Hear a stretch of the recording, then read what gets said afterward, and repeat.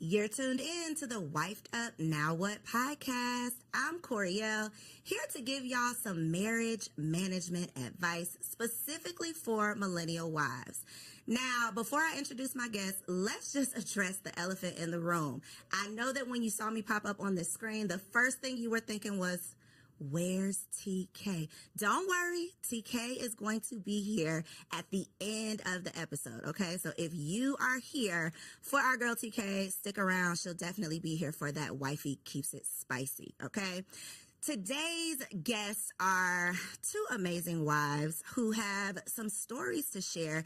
Y'all know that we're all about learning the real behind these relationships because it is so easy to get caught up in the fantasy and this fairy tale idea of finding a husband and living happily ever after.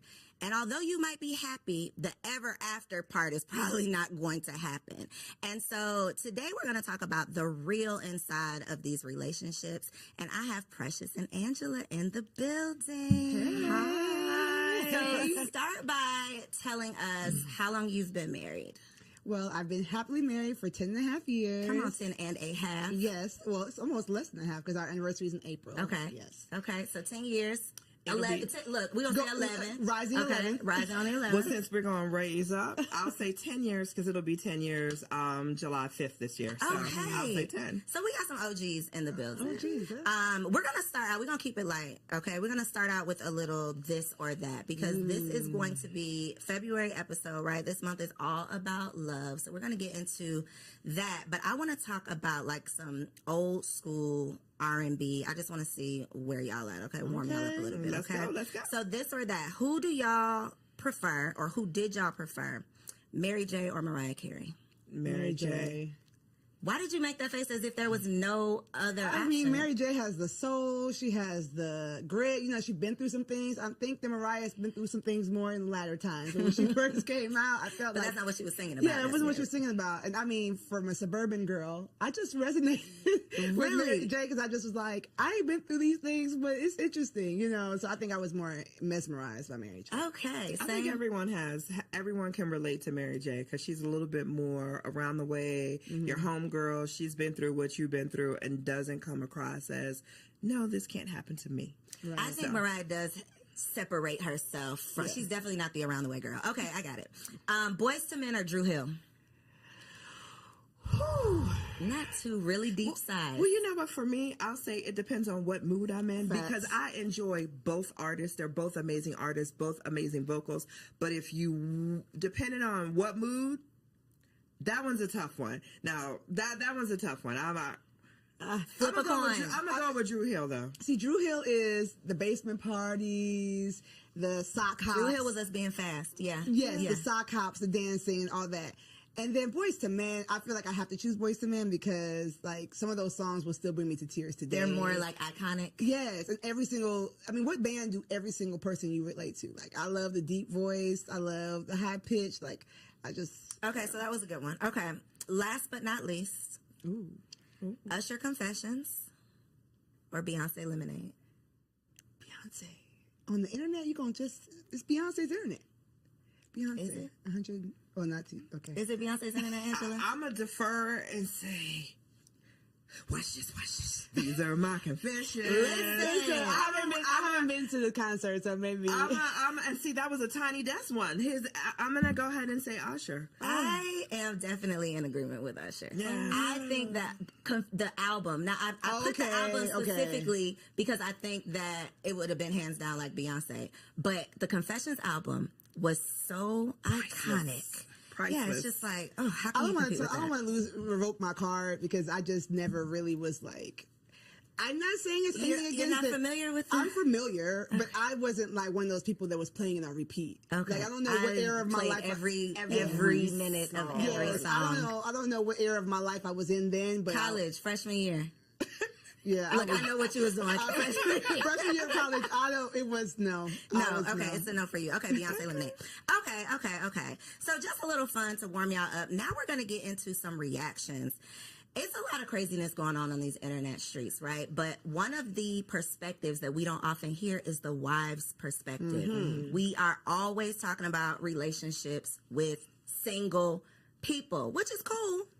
But I believe there's just a wisdom that comes with being a wife. And so I would love to get y'all's opinion on just one little crazy clip on this internet. Okay. So the premise, there's a group of men and they all have a balloon. A woman comes up, she introduces herself, talks a little bit, and the men pop a balloon if they're not interested in her. See. And then once the balloon pops, they ask the man, why are you not interested? Like, what was it about her? So this particular young lady, whatever she presented was obviously tied into this emotional baggage that she was still holding on to. Even based on that little clip, you could see how defensive she got with, you just into therapy, I'm good. People, we all need therapy. Let's say that. We do. But the part that stood out to me was, I don't care how you look. I can afford you. I got the money. But emotionally, I'm not dealing with that. Right. And I think so many women, so many single women, so many beautiful or successful single women these days think that their beauty or success is enough. But these men are starting to know and realize that they have worth, and they don't want to necessarily waste their time with the liability. So the wives' take on that clip, what do y'all think? You know what's funny? Something stood out to me differently. When he said, I can afford you financially, but not emotionally, I was turned off by that because you don't know, like that to me sounds more like transactional. I do believe that relationships require being willing to grow with someone, being able to have a conversation with someone, being able to tell her, find out more about her than, are you in therapy? Where are you at in your healing journey? Who hurt you might be the better question. And instead of just transaction being like, by the looks of it, I could afford you, but not emotionally, doesn't speak much to what he has to offer emotionally either. It seems like a little bit, I want you in a wrapped up package and ready to go. And I don't believe that sustainable marriages happen when people are, I'm 100%, everything is perfect, and just be able to afford my lifestyle. So that's what rang out to me. But yeah, you're right. We do need to realize that beauty is fleeting, as the good word says, right? So you can't just go with what your hair, nails, and your body. You've got to offer more. For me, that was a little bit different because I just experienced watching two single friends of mine who I introduced dating. The man came back to me and said, I can't do her emotionally. Oh, wow. And I had a very deep conversation with him about what does that mean? So I think, and his answer was from a male perspective, and it was, I can love you, compliment you until I am blue in the face. If you don't believe that, and if you don't believe what I'm sharing with you, there's emotionally, I can't carry the relationship for the both of us. Right. So for me, that statement took me back to that conversation that I recently had. And I think that was a strong statement. That was a real statement, because individuals, regardless if it's the man or the woman, if you're coming to a relationship broken, Right. it's not going to be a healthy relationship. So we need to do the inner work to heal and present our best selves as opposed to presenting our broken selves. And we're all broken in some way, shape, or form. So let me say that. But it's just a matter of how we present that brokenness. Right. And when my friend said that to me, beautiful woman, he said, emotionally, I can't support the relationship emotionally enough for the both of us. And that to was make strong. it worthwhile. Like, it's not worth what it's going to take for me to just manage and maintain for this to be worth it. And I've definitely had a similar conversation with a man who was dating a woman who I just thought was like it. Right. Beautiful, had it all together, seems to just have the, just seemingly the best personality, has her own money, just all of the things. You know those women that you see and you're like, why is she single? And that was literally what he said. He was talking to, and it wasn't necessarily she had emotional baggage. It was more so I don't want to say she couldn't be corrected, but she was never wrong. She could never accept any type of direction. And for men, if you act like you don't need me, they have no place. They feel like, well, there's no point in me being here. And I chose that clip specifically because I think that it speaks to what women say that they want. I just want a man with money. And what men what we think men want, which is just a pretty face.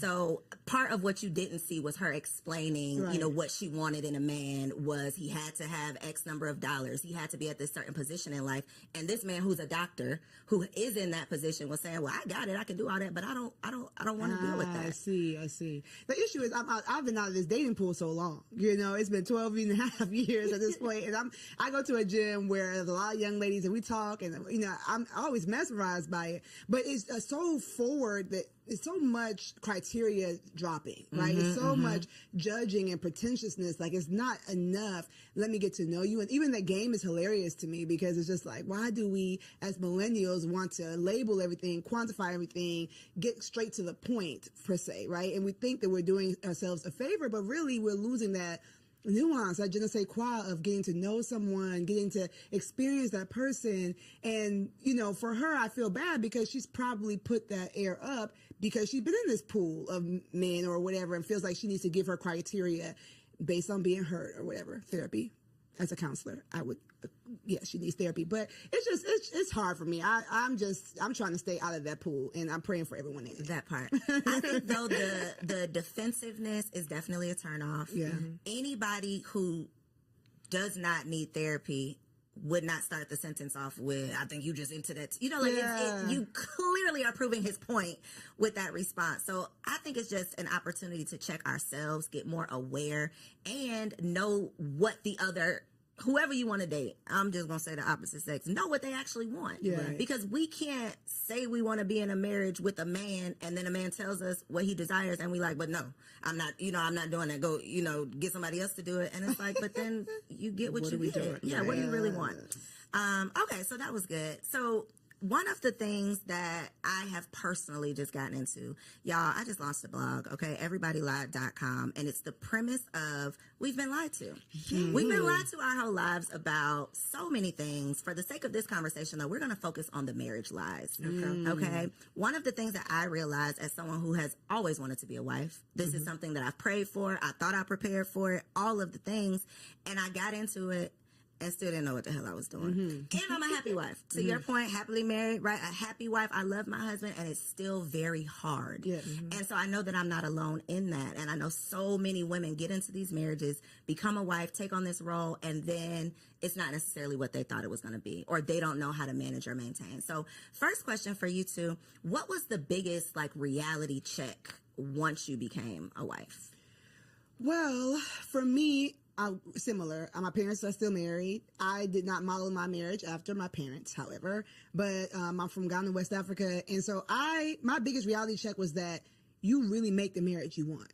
It doesn't have to come. It's not like I get married and I enter this thing and it's just going to be ready made. Like, no, you've got to make the marriage you want. You've got to create the boundaries you want. You know, a piece of advice that my wonderful mom told me is that don't start nothing you don't want to keep doing. And it is true, like the boundaries. Oh, give an example, Precious. Okay, so when I was young and married, before we had, my husband was a single dad, so I have the bonus family structure. He would wake up really, really early to go to work. And I'm like, I'm going to wake up and make him breakfast. Woo. So, 5 a.m., I woke up every morning and made him breakfast for work and helped him get his lunch together. So we because he's our first child after the first year, baby comes, and I'm like, I'm not getting up to make it. I might put your snacks out the night before. But my mom, when she heard I was doing it, she's like, I don't know if you want to do that for 30 years, and it's basically don't false advertise. So when we changed that system, I had to talk to him and say, I think I was ambitious. I think I was doing a little too much. I was doing too much. I still love you all the same. I'm going to show you love because his love language is acts of service. I'm going to show you love in other ways. Now that I think about that, I need to start going back to some of those things. But you make the marriage you want. And if you're open and do premarital counseling and do all the things about communicating, you have to communicate when that marriage that you built is not looking, the math isn't mathing. It's not looking the way you want. It's not just I walk into marriage and marriage happens to me. You've got That's to good. work. Not starting something that's not sustainable because baby. And And then I'm going to let you answer. But one thing a point that you made that I want the people to take away from this is that was his love language, and you had to have a conversation about why it was shifting, because his natural thought would have been, she don't love me no more. Like the baby came and she now don't care y'all about me. bumping heads, Right. and it was a simple, I'm tired now, I can't keep up with this. But if you don't communicate it, then it turns into, my wife don't want me no more. Exactly. And we know what that can turn into. A lot. So a lot of things that you don't want. So I love that you were able to recognize that and point that out. That's what she kind of took not two, but they're important because they translate from marriage to marriage. Communication is key, and learning your spouse's love language. Like, I didn't know anything about love languages prior to getting married. I love you, you love me. Okay, let's go together. Let's check that box and we go together. We boyfriend, girlfriend. However, when you're married and when you truly want to be able to communicate, when I sit down with my husband, I look at my husband. If I want to have an uncomfortable conversation, I always ask him, can I talk to my friend? I don't want to talk to my husband. I want to talk to my friend, because my husband is truly my best friend. And I talk to him. Sometimes I catch myself, and girl, he'll stop and he'll be like, I'm not your girlfriend.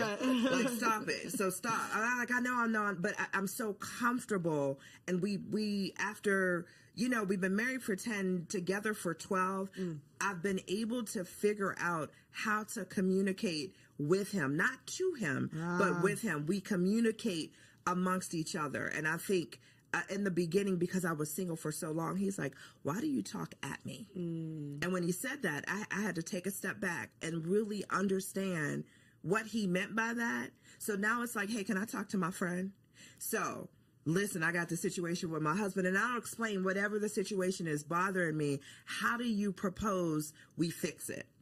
And then he'll giggle, and he's like, so should I answer as your friend or your husband? So it's just finding relatable ways that's not going to make someone defensive, that's not going to make somebody automatically shut down and not listen, but finding creative ways to communicate. So I'm going to go back to, I love when we first started dating. Like, so let's talk how we talked when we were dating before we got married. And then I had to understand, what is your love language, and incorporate his love language into our communication to keep things easy. So again, it's just that communication and knowing how you want to be treated and how your spouse wants to be treated. And that is, and making your marriage your own to what Precious said. Like, no one has a blueprint, and you want your marriage. You want to enjoy your marriage. You want to be able to say, hey, I love it here. Yep. That should be it. I love it here. Yep. One thing that you said that I think is a big challenge, and it goes back to the clip with the you need therapy, the emotional immaturity, whatever, is I have to say it in a way that he doesn't get defensive. I want to flip that, though, because me and my husband have had some conversations, and I'm on the defense immediately. And it's part of me recognizing things you need to, areas you need to grow in, things you need to work on. I am very non-confrontational, so I don't want to have those tough conversations. But baby, in this marriage, it is not what you want to do. It's what needs to be done. And so for a woman who's not willing to mature or grow or evolve or go to therapy or work on herself, marriage is not going to work. It is not going to last. she need to stay single. You have to stay single. I put up on Threads, if you can never be wrong, you should never get married. Like, if That's the point nobody of can marriage. check you, That's the point of marriage. What are honestly. you doing? Like, marriage is your mirror.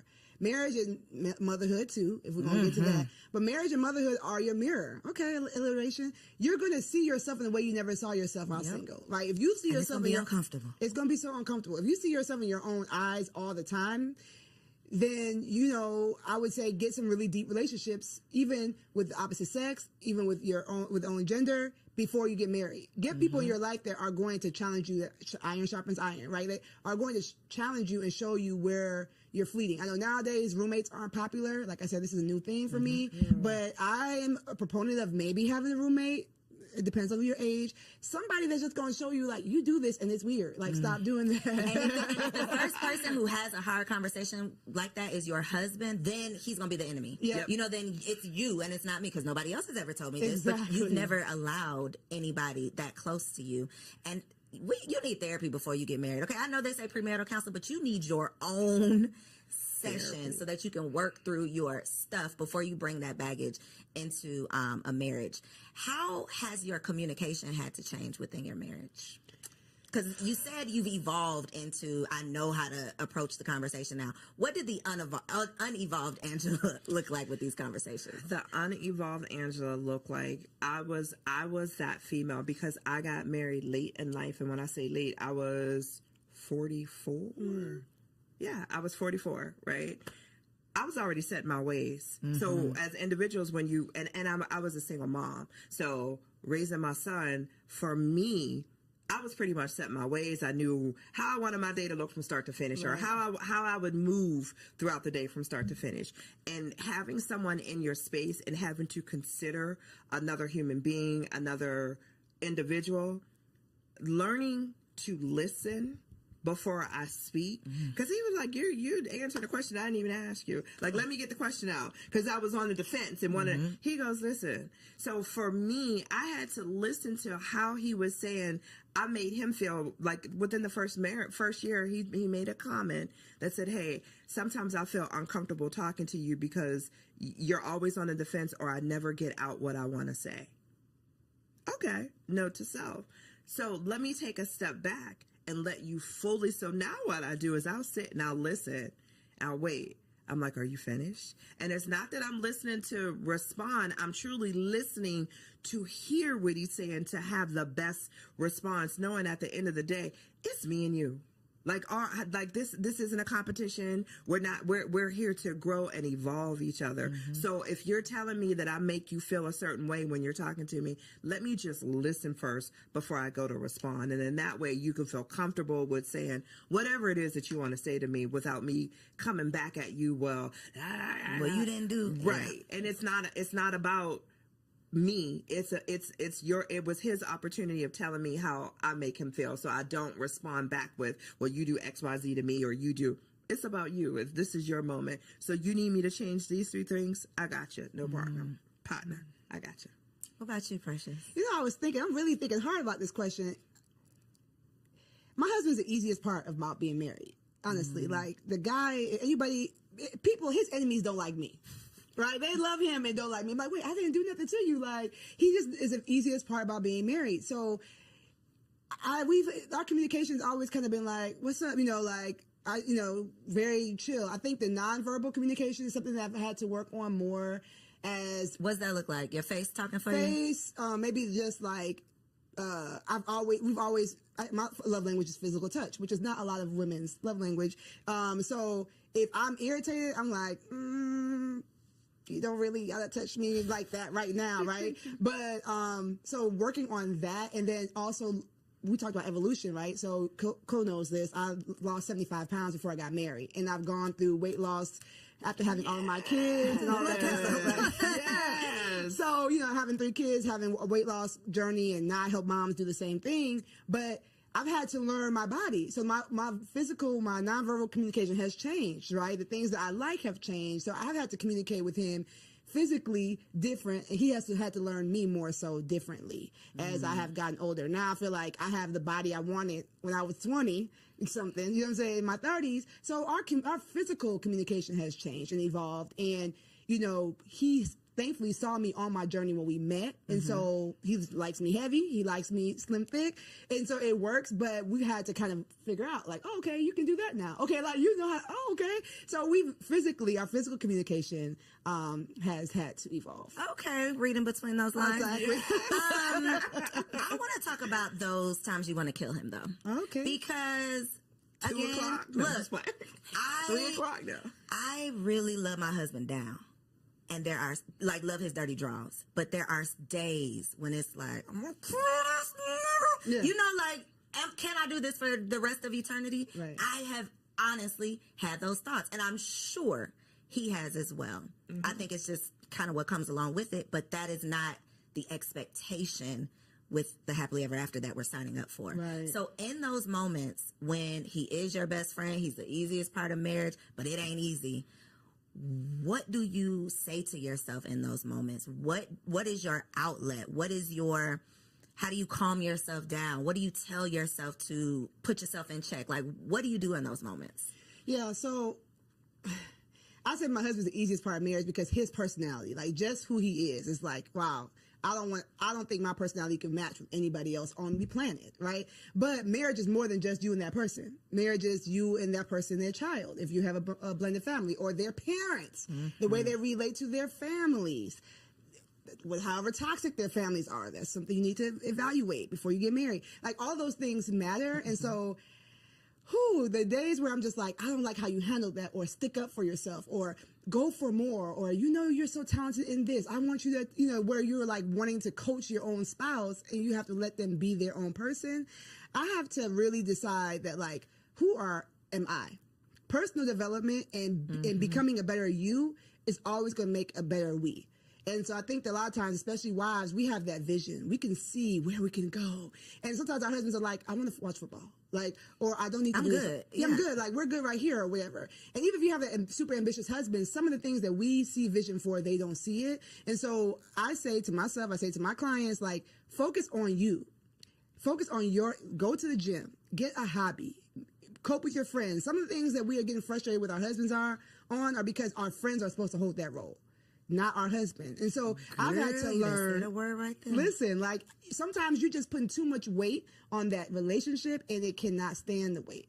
And so spiritually, I tap in with God, like, maybe, Lord, am I using him as an idol? I need to spend more time with you. Physically, I'm trying to be up all under him and I need to go find a friend. I might be having some anxiety. Let me go get a workout in. Let me go walk in, like, build me up physically, spiritually, emotionally, so that it takes off some of that pressure off the relationship. That's good. Yeah. Ooh, I like that one.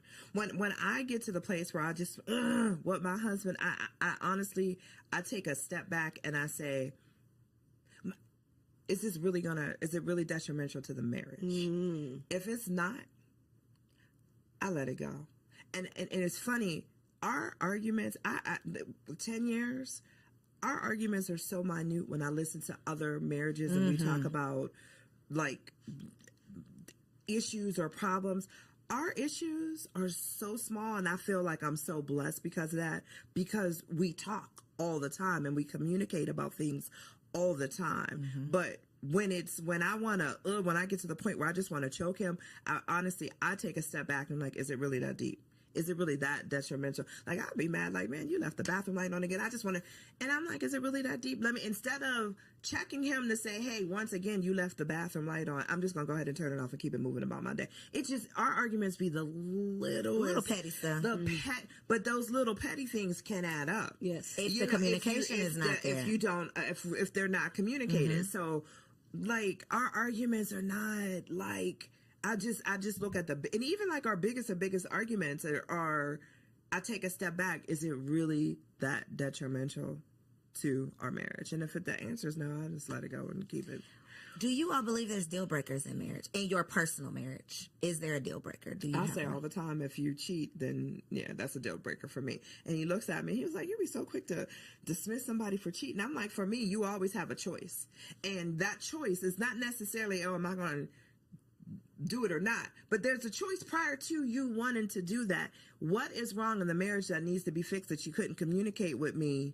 So give me the opportunity to fix it before you cheat. So for me, anything else we can get over, but if you cheat, there were all these opportunities. Obviously, I wasn't not giving something, don't know what that could be, because you've never communicated that to me. So for me in our marriage, my husband already knows, for me, like, cheating is like a deal breaker, where he's the opposite. I'm his second marriage, and he's like, we're together forever. So basically, and he always says I had to ask myself, before I asked you to marry you, is this for good? And is there anything that I could not get over? And his answer was no. So I'm like, okay, well, that man ain't cheating. That man ain't cheating. He's trying to stay with you.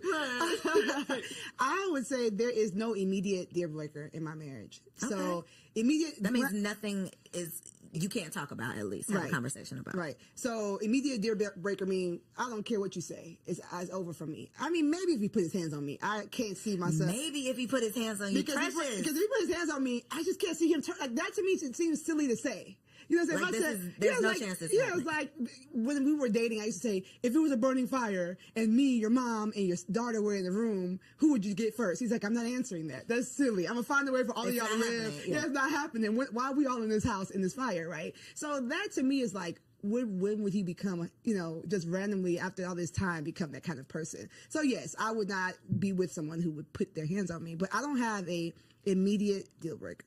That is great and scary. It is very scary. And I mean, I feel like I can say that now, right? So, I'm never going to be like on this internet, like, oh yeah, everything is perfect over here. No, I mean, we were both working class. We met. We still out here working through this pandemic, through this economy like everybody else. So I won't say that we're perfect and it's not something that the enemy could use to break us. But the way we look at marriage is like, this is our way to show people that Jesus is real. Like, this is our way to show people that, like, he didn't die for nothing. So for me, I would just pray that, like, whatever came our way, we would look at it as an attack and we would fight it together. Now, if we didn't make it, then we fought. You see what I'm saying? So that's why I say it's no immediate break. It's not to be like, oh, I love my husband, I'm never divorcing him. But more so like, we represent more than just me and him being happy. I love that. It's bigger than just y'all are building something bigger. Yeah. When it comes to losing yourself in your marriage, I think this is definitely a woman problem. And I think it comes down to what you said, Precious, of a lot of women, when we find this man of our dreams, I would just speak for myself, not a lot of women, me. Even when I was dating, I was an all-in type of person. If I am in it, I am in it. I am number one girlfriend. I am all of the things. So now that I have this husband, I am all the way in it. And becoming a mother made me realize, okay, girl, wait a minute. Who are you outside of being a wife and being a mother? Because if that gets lost in the sauce, then I'm literally drowning under just these responsibilities. And so y'all being in the game 10 plus years, how have you managed to maintain your identity outside of being a wife? Especially when you have multiple businesses, lots of things going on. You have desires to be more than just a wife, but this is obviously a big responsibility. Go ahead. No. Okay. I think as a woman, you have to create and carve out that time for yourself. Yes. Period. Hands down. You need your girlfriend time. You need your alone time. You need your self-care time. As long as you are always making time for yourself, whether it's perfecting your craft, like Precious said, picking up a hobby, you have to 1,000%, just as much as being a wife, being a mom, we're all of that. Those are important. So is being myself. So when you have those days where, hey, guess what today? Y'all, I'm going to see you later because I'm going to go get my hair done. I'm going to get my nails done. I'm going to go to the spa. I'm going to relax. I'm going to go eat with my girlfriend. It's so important to make sure, not just the women, but the men too. It's just so important that you're taking that time for yourself and you're truly developing. You don't give up. I hear some people say, well, I gave up my dreams and aspirations because I'm a wife and a mom. What made you think you had to? Because the times are evolving. Yeah. There's things as nannies, like so much that people did not have access and finances to when our parents were coming up, or who we had as role models or marriages, role models in terms of marriages to model after. We didn't see that. We saw the wife staying home and being the wife and mom, and that was it. That's not where we're at today. And a big part of that is always making sure that we as women allot that time for ourselves and not feel guilty about it. Ooh, the guilt part. That part. There's nothing wrong with saying no because I'm taking time for me. Because if we're not good for all the other roles that we have, we can't be good for anything. So we got to be good to ourselves. You already know that she's speaking my language, right? So I heard you speak. One thing I want to affirm you, because I'm always going to do that, is that when you're a woman such as Co, and you're doing all these things as a single woman, society was going to tell you that it's not possible to have it all. It's not possible. So when you get into this beautiful marriage, it's like, okay, I got to work. I got to give everything I can to this because this is an anomaly. I'm an anomaly to be able to be this self-made, 6-figure, maven, right? And so that's a lie. Right? Everybody lies. See, that's a lie. That's a lie. You can have it all. You might not have it all at the same time, and you might not be the one to do it all, but you can. Okay. Thank and you. so you're welcome. You're welcome. It's gonna be, you know, we in the trenches. No hood like motherhood. So we're in the trenches. But to your point, when I teach the LIFT framework, which is my framework, one of the letters is the F, the freedom mindset. That fighting that guilt. And what you said about the T, taking your turn, I'm not gonna go into that, right? Like you take your turn, you do stuff for you, but you gotta start with the mindset of why do you think you need to be lost? How, if you lose yourself, will your husband have someone to love? Will your kids have someone to nurture? Like, getting better gives him a new woman to love, right? Every time I get better, every time I lose an inch, every time I get a new hobby, it's like, okay. It's spicing things up without him having to go find somebody else. You see what I'm saying? And so I think that we have it backwards where it's like, oh, I've got to martyr myself for the things I love. But no, you're giving them a diminished version of yourself. And so even if mom guilt or wife guilt, because I feel like I have more wife guilt than mom guilt, them kids will be all right. Yeah, them kids will be all right. Yep. I feel like y'all have each other. I birthed all y'all so y'all can have each other, go on and play, right? But sometimes I'm like, oh, I'm at this thing, you know, I could spend more time with my husband, or I bring him something home to eat. Like, I have more wife guilt than mom guilt, but I have to remind myself that, like, the things that I'm doing to make myself better, make me happier, make me more understanding, make me more energetic. You know what I'm saying? Like, go to the gym, sis. Take the time for you, like, because you're going to be a better version of you when you get there. And so losing yourself is normal. It's more normal. That's a lie, too. It's more normal than you think. You might be beating yourself up and saying, why? I can't believe I let myself go. I can't believe it. There's a lot of people are doing it. But they're not talking about it. But they're not. Which is the point of these conversations. Because when I see the perfectly curated homes, the you know, all this not a figment of our imagination, because I'm seeing it right here on my timeline. It's social media. It's what we think is the norm, and it's like, no, that is not. First of all, that's not even real, probably. But we are comparing our real lives to this fantasy or fraudulent 18 seconds, 30 seconds. clip that we see. And to your point, we think something's wrong with us when we get lost in the sauce. But I definitely, and we're talking about being wives, but when I became a mother, I think I felt it more. Because you have a physical part that's changed too. And it's like, I can't go nowhere. This baby is attached to my brain. Like, I am here. I can't, that life that I used to live, I'm literally a new person. Right. I'm literally living a new life, and it's never coming back. And that, I think, is a very tough Grief. It's grieving your old life. I literally, that old self died, and now I'm this new woman, and I'm trying to figure it all out. And so conversations like this are so important so that we can normalize the struggle. Like, this, it's not happily ever after. It can be happy, but ever after to me means forever and ever and ever. You're just gonna be happy, and that's not the case. Exactly. I think to Precious's point, she made a statement earlier in regards to when you become a new mom, your friend circle is going to change. Yeah. You want to surround yourself around individuals who are walking the same path you are. You're a new mom, and I'm not saying you're a new mom today, but as a new mom, you're not hanging with the girls that always want to go to the club, because that's not you anymore. So as you develop as a woman, and as we evolve as women, our circles change. Our circle of influence change. I wouldn't ask a single girlfriend who knows nothing about being a parent to watch my child for me. But guess what? I'm gonna have a whole nother set of girlfriends who are parents, who understand the struggles of being a mom and being a parent and having someone attached to you, or always having to be mindful of another individual. So we just need to, instead of not having the conversations, and I'm so thankful that you have this platform for individuals, for women to know, it's all a lie. Like, you evolve and grow, and as you grow, your circle's going to grow, and as a woman, we're going to grow, and that's the evolution part of that. Yeah, but even to that point, I feel like some of those single friends are just real important too. Those are the TTs, right? I think the village has evolved. It's not going to always be the grandmas, because some of these new grandmas, these grandmas is out in the these streets. new grandmas are out in the streets, right? So I agree with her saying, like, get those sisters that can, you know, that's why I created my brand. That's why I created what I do, because we need to have a tribe, right? But then don't forget about some of the people who might not be in the same zone, because they're going to be the ones to take the kids to do the fun things you don't feel like doing.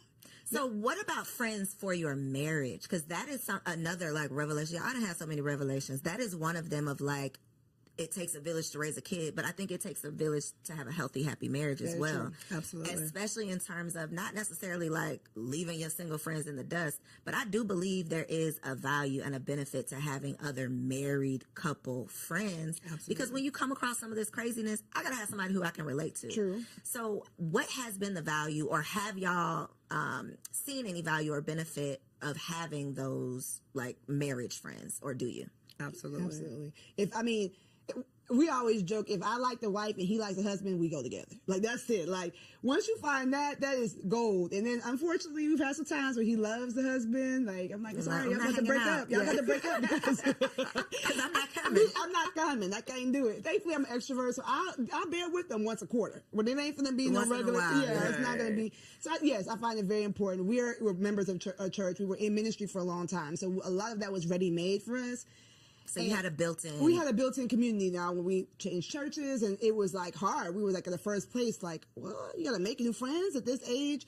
But yes, I do find it very important, you know, especially for husbands. I know that we're talking to wives, but like, I think that women talk about their marriage more than men talk about their marriages. For sure. And so I know that I can say my husband's so amazing because he can see like what his married friends are talking about. Like they kind of can see like, he's like, dang, Precious is boisterous, but she ain't like that. You know, Girl, they be making me look good. I'm like, as long as thank you, girl. you keep cutting up. Yeah, keep cutting up on there. Right. So I think it's very important, and for women too. Like you just see something that like, oh, I'm glad. My man, yeah, ain't got to deal with that. Yeah, like we gotta, we all right. You know what I'm saying? Like we might not be in a mansion, but I mean, he be at home. I think it's important. I think 1,000% important. I have an equal balance of both single friends and married friends, but for us, we enjoy hanging out with our married friends more because it's just more conversation that I relate to, and it's More just, and relatable. for both of us, and it's just super important because I think healthy marriages feed healthy marriages, and you also want to have a safe spot where if there's an issue within your marriage and you're looking for advice from other married couples, then it's good, not necessarily advice. Let's say that, because I always tell people be cautious of who you take advice from. But just solidarity. Just hearing that you're not the only couple that has gone through, or will go through what it is that you're going through. So okay. You like Put a it's not pin on in my that. notes. Yeah. Because I subscribe, and I think a lot of us subscribe to keep people out your business, right? Disagree. So this is where I'm going, because that is not necessarily the healthiest mindset or way of being if you truly do need an outlet. You truly do need a sounding board. So where do you draw the line? It's very gray of, I don't want y'all in my marital business, but I do need a friend. I do need support. I do need some advice or some help or whatever, and I don't want to be over here alone, because that's how I ended up, staying in an abusive relationship for too long. I wasn't talking to my friends. I wasn't telling anybody my business. I was trying to keep it all to myself. So God forbid anyone finds themselves in a situation like that and don't want to share, because we've been preaching, keep people out your business. Right. So what's your stance on that? I talk. Me too. I like, if you're my friend and you're our friend, you want what's best for us as a couple, I'm gonna talk. I will pick up the phone in a minute and call my husband's best friend and say, let me tell you about your boy. Or I will pick up the phone and call his wife and be like, hey, I'm gonna share this with you. Do you experience this? Maybe because you can whisper it to him and so I talk. If there's an issue and it feels something that you want, that I feel that I need to get off my chest, I'm gonna talk. I don't sugarcoat nothing. I don't hold nothing back. And sometimes if I need to be checked, I look for my friends to check me. Am I wrong?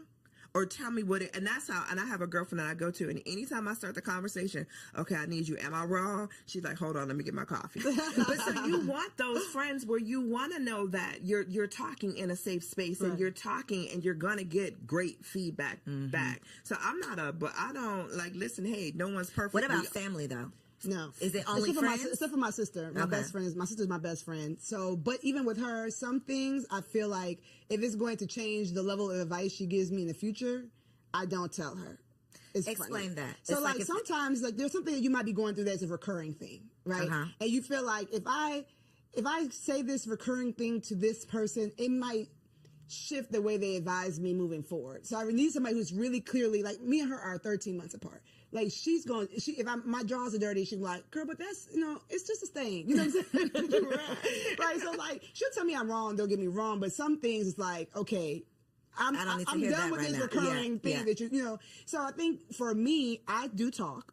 As you can see, I do talk, but we've already used wisdom in the circle. Like it's only, but he knows the 3 people I'm told. It's not gonna be this random friend I met at work and it's like we're best Now friends. she in your business. Yeah, no, it's Right. like he knows, and then he gonna know if that guy, her husband texts him. It's like, oh dang, she didn't told. What's the call? Like, Hold on. yeah, right? Like, and the same thing. I'd be like, I don't know what's going on the phone upstairs, but they're talking longer than normal. Are you okay? You know, to my friends. So it's just like, you can't come stay here, so let's talk because what's going on with 'Cause y'all y'all? have to work that out. Yeah, y'all gotta work that out. So we have a standard on the people that we trust, and then I have working and continue to work on that. I speak of him the way I would want him to hear me speak of him.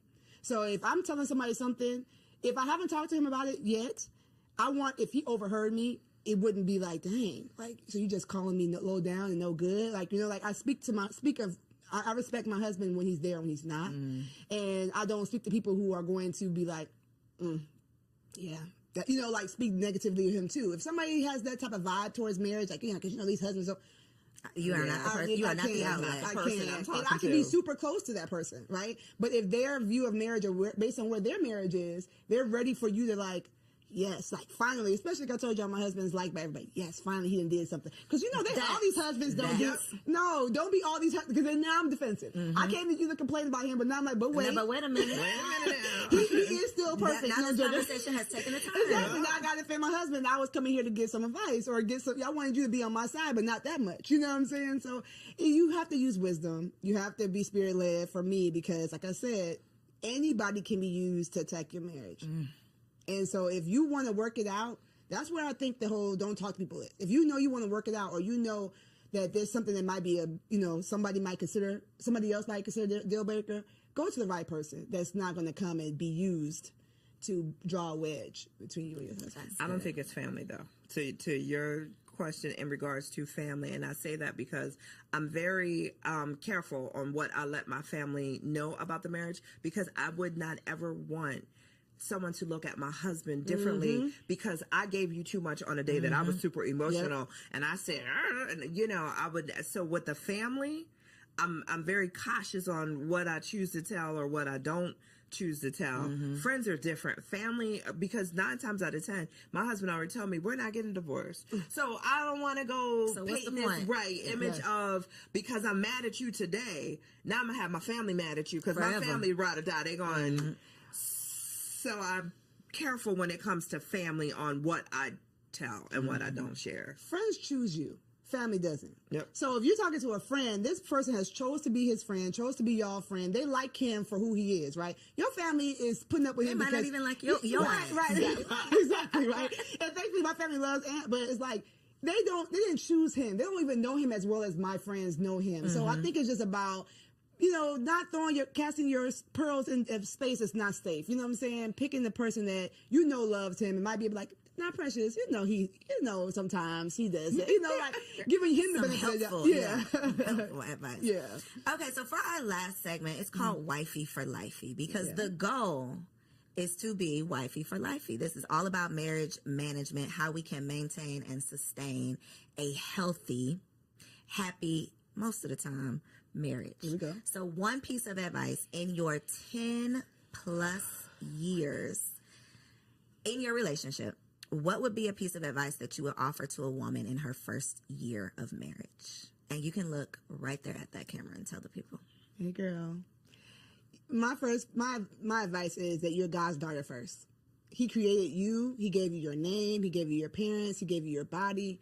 He gave you so many gifts. So do not forget her, right? Continue to cultivate what you love. Continue to cultivate the friendships you love. Be willing to change and grow and evolve. And as you do that, communicate that. Communicate those changes. Do the self-work. Don't just set it and forget it, right? So continue to grow, continue to love on you.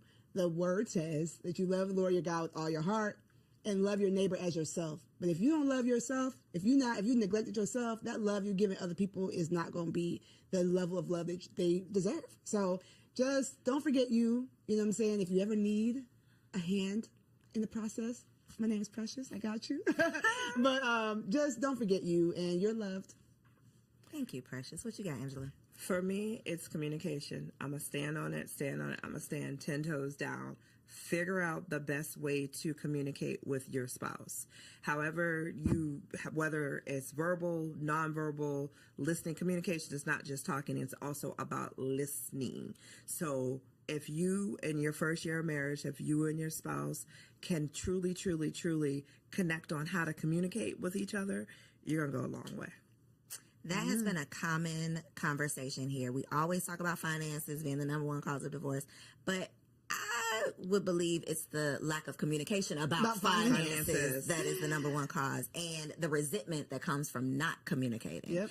So, such a good conversation. I learned something every single time I have the opportunity to host these shows. So, thank y'all for offering your wives' wisdom. Precious, I know you got a lot of stuff for the people. Angela, I know you got a whole lot going on. So, look in the camera, tell them where they can find you and how they can connect with you online. Yay. So I'm Precious K. Williams on all platforms. I'm a mommy wellness coach and an international wellness speaker. So I talk about wellness, women's wellness, and lifting yourself up, right? With the power of the Lord, lightening your load, igniting your spark, embracing a freedom mindset so you can take your turn.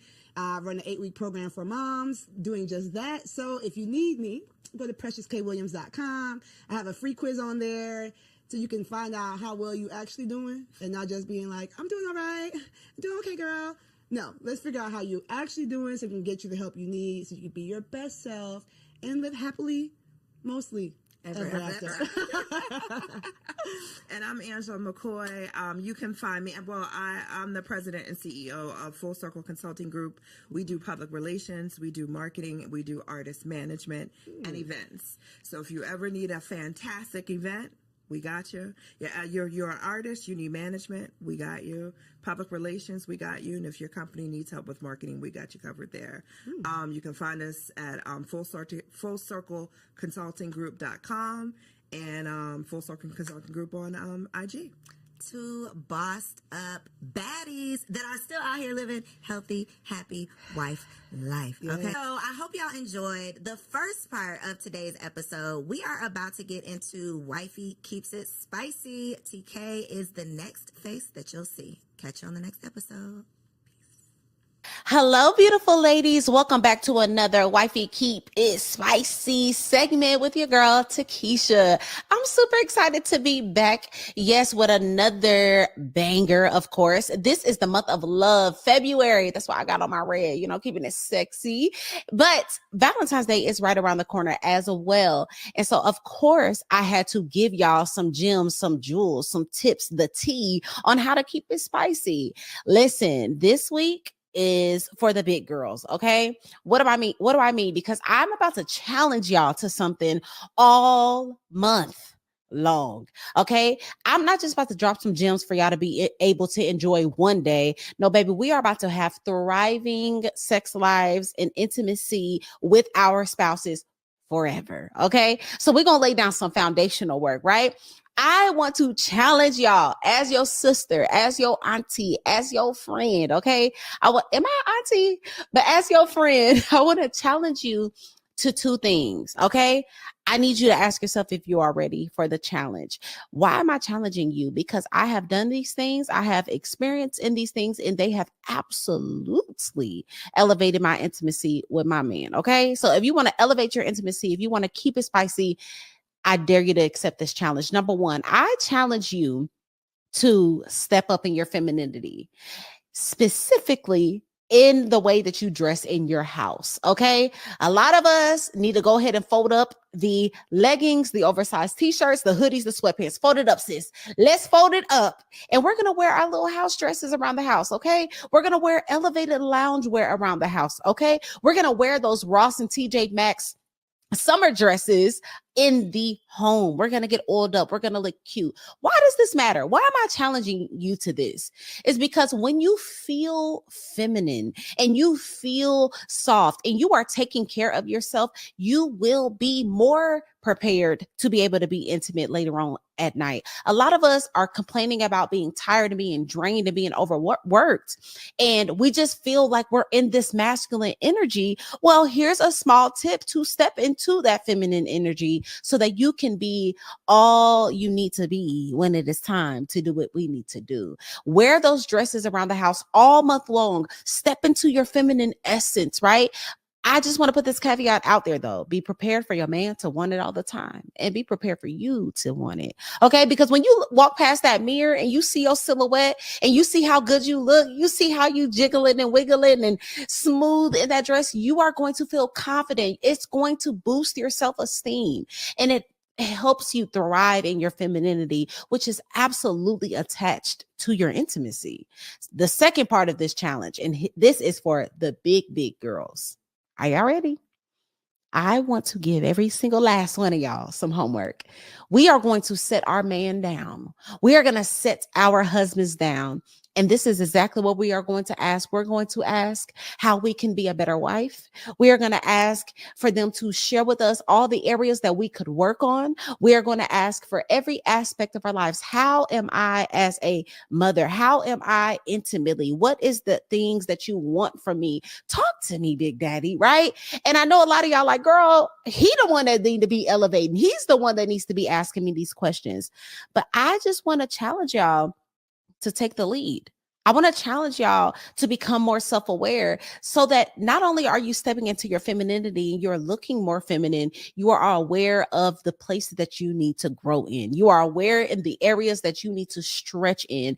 And therefore, overall, just allowing a space for a phenomenal place of intimacy to thrive. A lot of us think we're doing excellent and we just might not be. And that is okay. It is better to have your feelings hurt a little bit and become fully self-aware than to operate in full delusion and just be suffering. We don't want that. We're not building up a culture of women who think it's all about them. So this month we are challenging ourselves to be big girls. We're challenging ourselves not only to know how to be fire in the bedroom, throw it back, do all these tricks, but we're going to be phenomenal women. And so this is what's going to set up for the long-lasting, mind-blowing sex that we all want.